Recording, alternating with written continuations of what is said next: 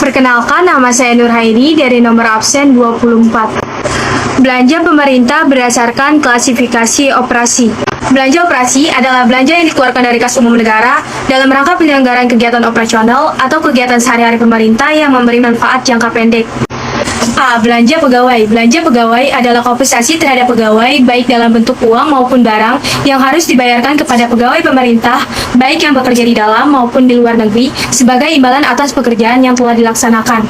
B. Belanja barang dan jasa. Belanja barang adalah pengeluaran untuk pembelian barang dan atau jasa habis pakai untuk memproduksi barang dan atau jasa yang dipasarkan ataupun tidak dipasarkan. Belanja barang dan jasa dibagi menjadi 3 jenis, yaitu belanja barang dan jasa. Belanja barang dan jasa merupakan pengeluaran untuk pembiayaan keperluan kantor sehari-hari. Yang kedua ada belanja pemeliharaan. Belanja pemeliharaan adalah pengeluaran yang dimaksudkan untuk mempertahankan aset tetap atau aset lainnya yang sudah ada. Yang ketiga ada belanja perjalanan dinas. Belanja perjalanan dinas adalah pengeluaran yang dilakukan untuk membiayai perjalanan dinas dalam rangka pelaksanaan tugas, fungsi, dan jabatan. 5. Belanja pemerintah pusat berdasarkan fungsinya. Berdasarkan Undang-Undang Nomor 17 Tahun 2013, belanja pemerintah pusat menurut fungsi adalah belanja pemerintah pusat yang digunakan untuk menjalankan fungsi pelayanan umum, fungsi pertahanan, fungsi ketertiban dan keamanan, fungsi ekonomi, fungsi perlindungan, lingkungan hidup, fungsi perumahan dan fasilitas umum, fungsi kesehatan, fungsi pariwisata, fungsi agama, fungsi pendidikan, dan fungsi perlindungan sosial.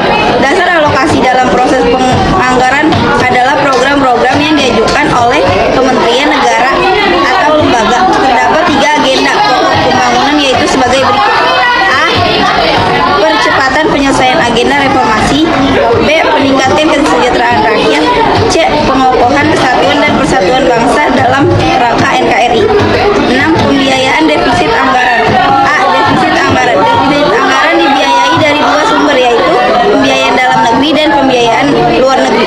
B. Pembiayaan dalam negeri. 1. Sektor perbankan dalam negeri. Pembiayaan yang berasal dari sektor perbankan dalam negeri terdiri atas A. Pinjaman atau kredit bank, baik dari bank umum maupun bank sentral, dan penggunaan saldo rekening pemerintah yang disimpan pada rekening pemerintah di bank umum ataupun di bank sentral yang dibentuk rekening dana investasi atau RDI dan rekening non-RDI.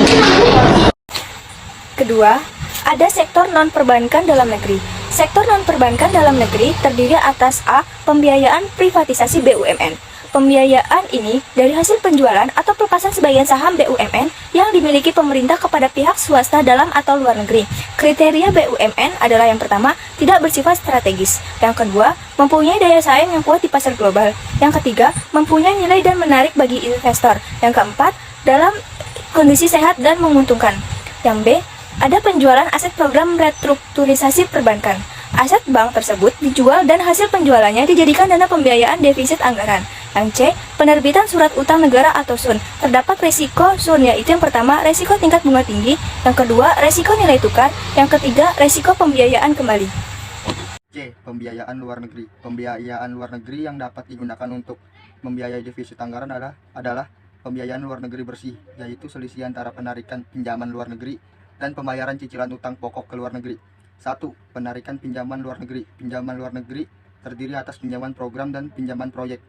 Pinjaman program diberikan dalam bentuk uang atau devisa yang dapat dirupiahkan, sedangkan pinjaman proyek diterima dalam bentuk peralatan proyek dan tenaga ahli yang bersangkutan. 2. Pembayaran cicilan utang pokok. Sejak tahun anggaran 2000, pemerintah telah berkomitmen untuk mengurangi peranan pinjaman luar negeri sebagai sumber pembiayaan anggaran negara. Penggunaan pinjaman luar negeri pun diupayakan secara optimal dalam kegiatan ekonomi produktif yang dilaksanakan secara transparan, efektif, dan efisien.